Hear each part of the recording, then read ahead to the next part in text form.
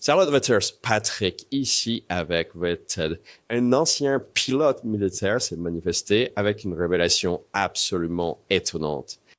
Rencontre avec un ovni, hein, avec, je crois, un total de 5 membres militaires lors d'un vol, n'est-ce pas? Un pilote.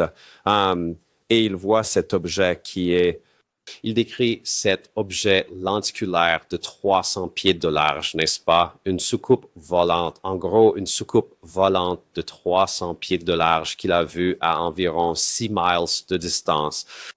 D'accord? Alors, j'ai tous les détails. Il est allé chez Ross Coulthard pour la toute première fois et a révélé cette histoire pour la toute première fois.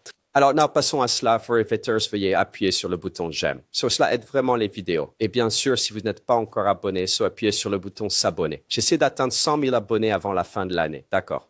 Maintenant, avant que nous commencions, laissons Kaizen Beast, c'est son nom, décrire son incident. Laissons Ross donner un peu de contexte sur son parcours militaire, n'est-ce pas? Son CV, si vous voulez.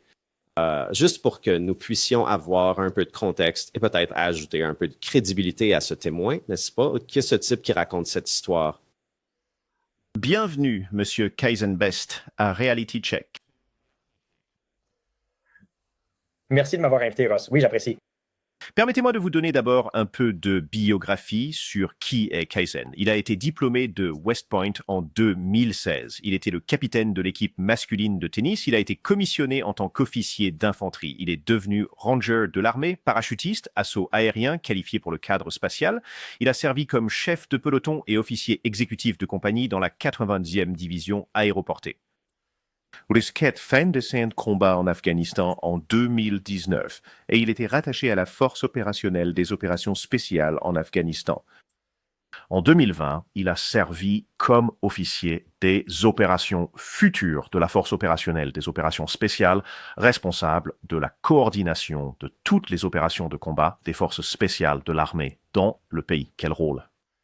Il est devenu officier du renseignement pour le 10e groupe des forces spéciales et était commandant d'un détachement de renseignement militaire responsable de 65 personnes du renseignement lors de l'observation dont il va nous parler en février 2022.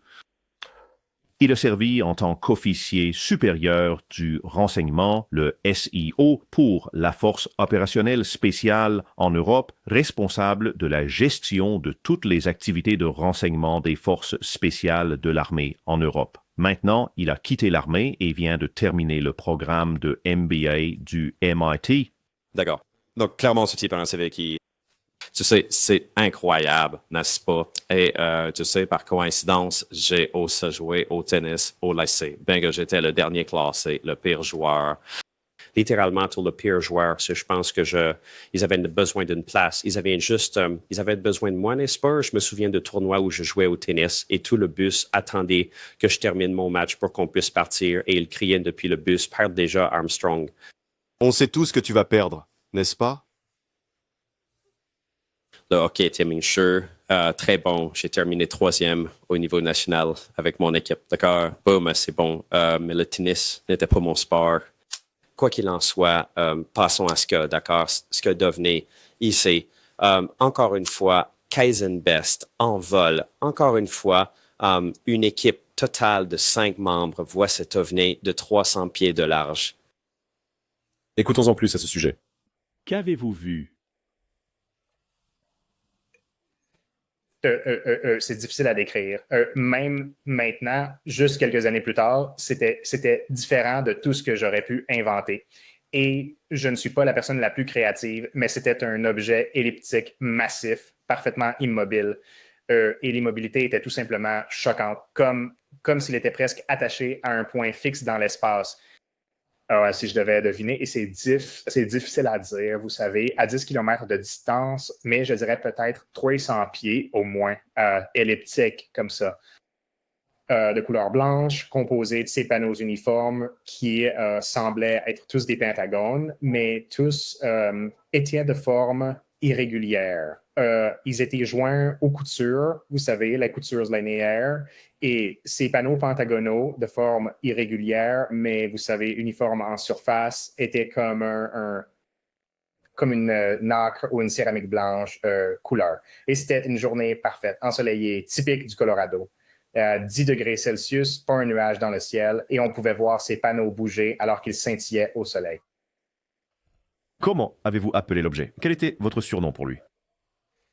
Donc, nous n'avions pas de surnom. Peut-être que nous en parlerons un peu plus tard, mais Aero, leur surnom de bureau pour cet objet était pomme de terre cristalline. Pomme de terre cristalline? Oui, je ne suis pas sûr. Cela ne semblait pas être fait de cristal, mais il avait une sorte de réflexion. Je pense que vous m'avez dit auparavant, il avait un aspect un peu nacré. Oui, absolument. Tous les panneaux étaient les mêmes. Et encore une fois, ils étaient un peu assemblés au bord linéaire. Tous. C'était dans un motif qui n'avait tout simplement pas de sens. Parce que vous pouviez dire qu'il y avait une tridimensionnalité. C'était 3 dimensions. C'était un motif difficile à comprendre. Oh, vous parlez du panneau? Pardonnez-moi, une tridimensionnalité du panneau, c'est ce que vous voulez dire? comme la surface de l'objet, à la topographie de l'extérieur de l'objet lui-même. Comme on pouvait très bien voir que l'objet était tridimensionnel et elliptique, mais ensuite, il avait comme une topographie le long de celui-ci, donc comme des sommets et des vallées qui étaient composés de ces panneaux. Donc, j'apprécie que l'objet était à 10 km au-dessus de Cheyenne Mountain, l'un des complexes militaires les plus sécurisés au monde. Pouvez-vous estimer sa longueur et sa hauteur? Ben, ça, encore une fois, c'est probablement l'aspect le plus incertain de l'observation, mais je dirais au moins 300 pieds de longueur et peut-être 150 pieds de hauteur. Très grand. C'est un jour de ciel bleu clair?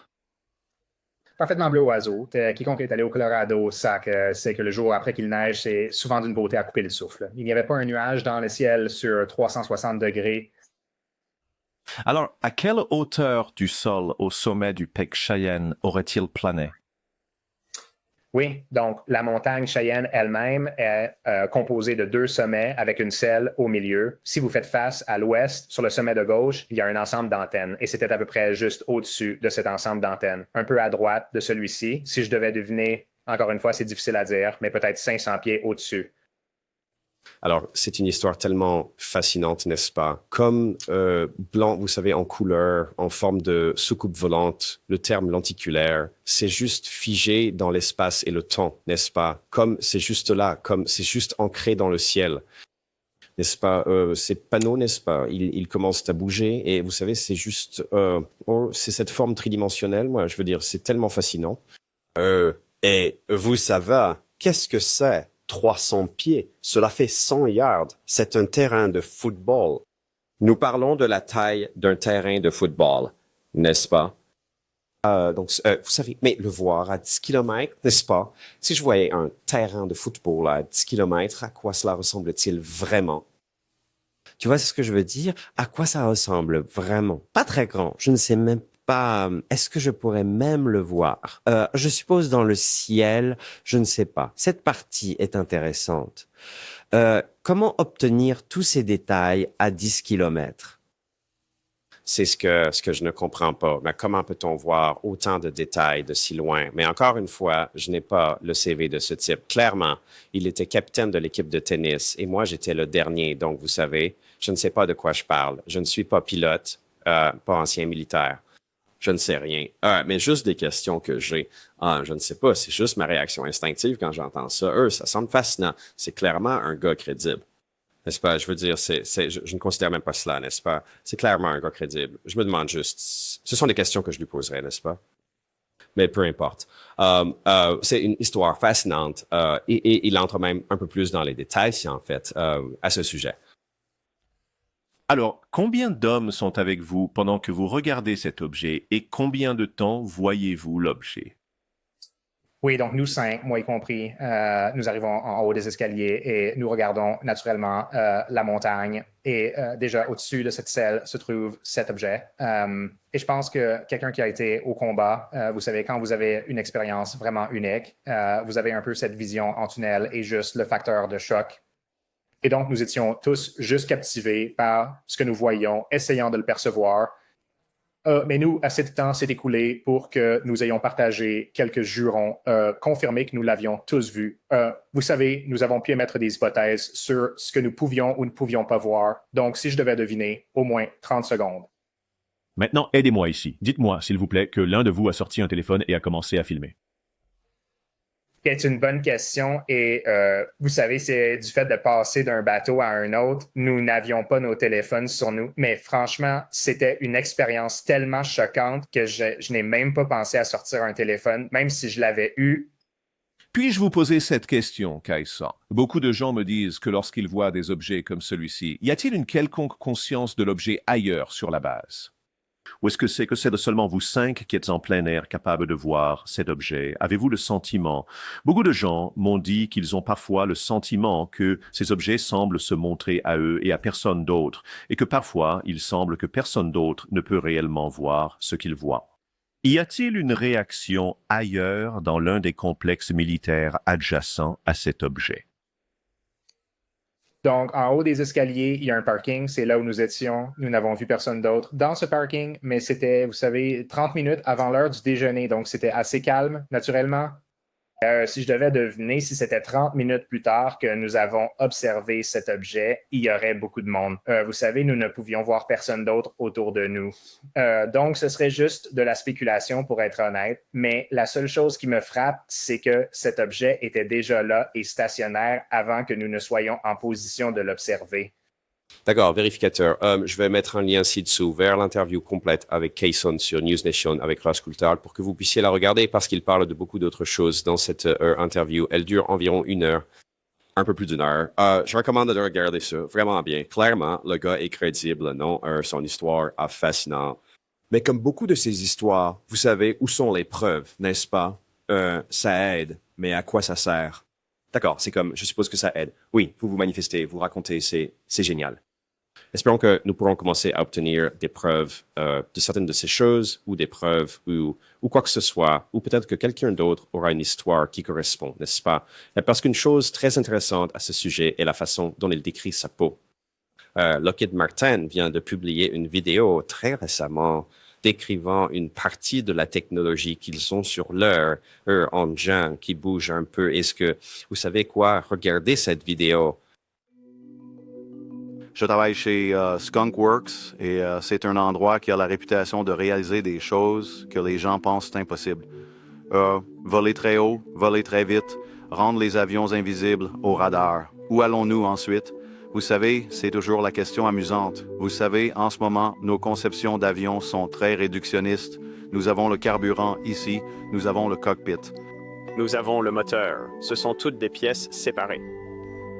Et si nous pouvions intégrer ces parties ensemble de manière holistique? Pouvons-nous faire des choses comme intégrer les nanotubes de carbone pour créer une structure conductrice afin que l'information ne circule pas à travers un fil à côté d'une structure, mais circule littéralement à travers la structure? Nachsuxurian de développeurs souhaitent fabriquer une structure, disons, la peau d'un avion qui contiendrait également à l'intérieur les capteurs ou le stockage d'énergie ou de nombreuses fonctions différentes. De nouveaux matériaux qui sont actuellement sur le banc de laboratoire peuvent littéralement changer de forme sur commande. Ils peuvent devenir presque un matériau musculaire. Nous pourrions avoir un avion qui optimise sa forme pour les différentes conditions de vol dans lesquelles il se trouve. Il y a certainement beaucoup de technologies incroyables avec le Lockheed Samurai, basé sur un petit dispositif ressemblant à une graine d'érable. Le fait que nous puissions emballer suffisamment d'énergie pour que quelque chose comme ça puisse voler et transporter encore un capteur, une caméra, suffisamment de capacité de contrôle pour qu'il puisse voler est incroyable pour moi. À l'avenir, nous allons trouver de nouvelles façons d'utiliser ces véhicules sans pilote. Ils seront probablement autonomes, donc ils seront comme des UAV, mais transporteront du fret là où il n'y a actuellement aucune infrastructure en place. Nous pourrions avoir de petits essaims de petits véhicules interagissant avec un véhicule plus grand qui en gros, combine les informations de cet essaim. Donc peut-être qu'un véhicule vole sur une petite distance et un autre véhicule apprend de lui et sait dans quelle direction voler. Probablement, ce qui a du sens, c'est un essaim hétérogène, où chaque élément de l'essaim n'est pas identique. Certains éléments de l'essaim transportent des capteurs, d'autres transportent d'autres types d'électronique. Donc, c'est un système adaptable qui peut s'adapter à un environnement changeant et à un futur changeant qu'il nous est difficile de prédire. Alors, écoutez, je ne dis pas que c'est ce que le gars a vu ou quoi que ce soit. Je ne sais pas. Je dis juste que ce sont les choses qui me viennent à l'esprit. Donc, c'est très intéressant. Je pense que le gars laisse clairement la porte ouverte, même si ce n'est pas comme tout ce qu'il a déjà vu. Cela pourrait quand même être une technologie américaine, n'est-ce pas? Alors, nous ne savons tout simplement pas, n'est-ce pas? C'est juste dans ce que Mick West appelle la zone de faible information, et je suis d'accord. Mais est-ce que ce type est crédible? Clairement, n'est-ce pas? Devons-nous écouter son histoire? Bien sûr, n'est-ce pas? Maintenant, que se passe-t-il après? Oui, je ne sais pas. Mais plus de gens devraient-ils venir avec leurs histoires comme celle-ci? Absolument. Écoutons. Je suis tout à fait pour. Alors, merci à Kaysen et Ross d'avoir organisé cela et d'être venus. Serait-il bien d'obtenir des preuves pour ces choses? Bien sûr. Mais je suis content qu'ils soient venus. Alors, bon, d'accord, et ainsi dessous. Faites-moi savoir ce que vous pensez dans les commentaires de cette rencontre OVNI et on se voit à la prochaine. Rappelez-vous, chaque jour est un cadeau. Yo. Peace!